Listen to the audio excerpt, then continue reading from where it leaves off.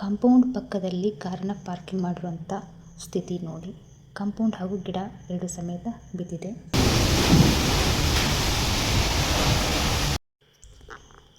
Hi friends, welcome back to my YouTube channel.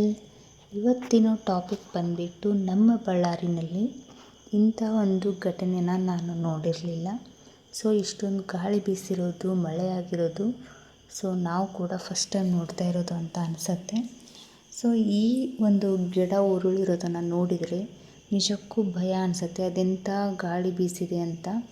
So ಹೌದು, ತುಂಬಾ ಗಾಳಿ ಬೀಸಿಬಿಟ್ಟು ಅತಿ ದೊಡ್ಡ ಗಿಡ, ಚಿಕ್ಕ ಗಿಡ ಅಲ್ಲ, ತುಂಬಾ ದೊಡ್ಡ ಅರಳಿ ಮರ ಈ ಒಂದು ಕಾರಿನ ಮೇಲೆ ಬಿದ್ದಿರುವಂಥ ಘಟನೆ. ಹಾಗೆಯೇ ಕಾಂಪೌಂಡ್ ಕೂಡ ಇಲ್ಲಿ ಬಿದ್ದಿದೆ. ಸೊ ಕಾಂಪೌಂಡು ಮತ್ತು ಗಿಡ ಎರಡು ಕೂಡ ಎಟ್ ಎ ಟೈಮ್ ಇಲ್ಲಿ ಬಿದ್ದಿರುವಂಥದ್ದು. ಸೊ ನೋಡ್ತಾ ಇರ್ಬೋದು ಫ್ರೆಂಡ್ಸ್. ಈ ಒಂದು ಇನ್ಸಿಡೆಂಟ್ ನೋಡಿದ ನಿಮಗೆ ಏನು ಅನ್ನಿಸ್ತಾ ಇದೆ ಅಂತ ಕಮೆಂಟಲ್ಲಿ ತಿಳಿಸಿ.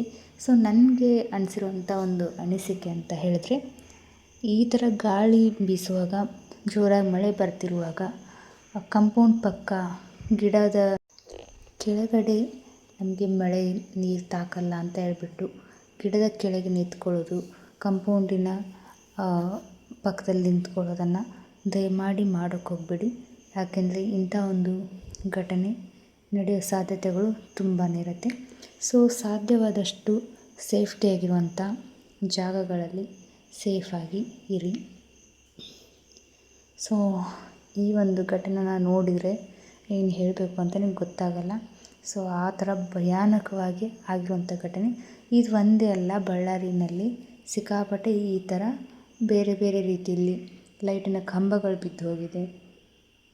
ಹಾಗೆಯೇ ಗಿಡಗಳು ಕೂಡ ಬಿದ್ದೋಗಿದೆ. ನೋಡಿ, ಇದು ಕಪ್ಪಗಲ್ ರೋಡಲ್ಲಿ ಬಿದ್ದಿರೋವಂಥದ್ದು. ಕರೆಂಟ್ ವೈರ್ ಮೇಲೇ ಬಿದ್ದಿದೆ.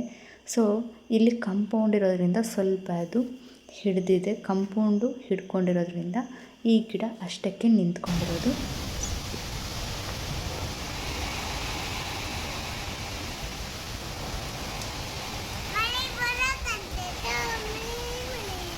ಅಲ್ಲೋಡಲ್ಲಿ ಮಳೆ ಬರಾಕಂತೇಟು.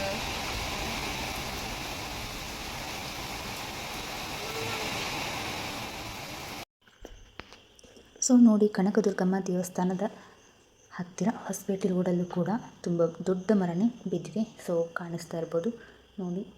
ಇಲ್ಲಿ ಜನಸಾಮಾನ್ಯರಿಗೆ ತುಂಬಾ ಅಸ್ತವ್ಯಸ್ತ ಕೂಡ ಆಗುವಂಥ ಸಾಧ್ಯತೆ ಕೂಡ ಇರೋವಂಥದ್ದು. ಸೊ ನೋಡ್ತಾ ಇರ್ಬೋದು, ಚಿಕ್ಕ ಮರ ಅಲ್ಲ, ತುಂಬ ದೊಡ್ಡ ದೊಡ್ಡ ಮರಗಳೇ ಈ ಒಂದು ಸಮಯದಲ್ಲಿ ಬಿದ್ದಿದ್ದಾವೆ. ಸೊ ಸಾಧ್ಯವಾದಷ್ಟು ಸೇಫ್ ಆಗಿರಿ ಮಳೆ ಬರುವಂಥ ಸಮಯದಲ್ಲಿ.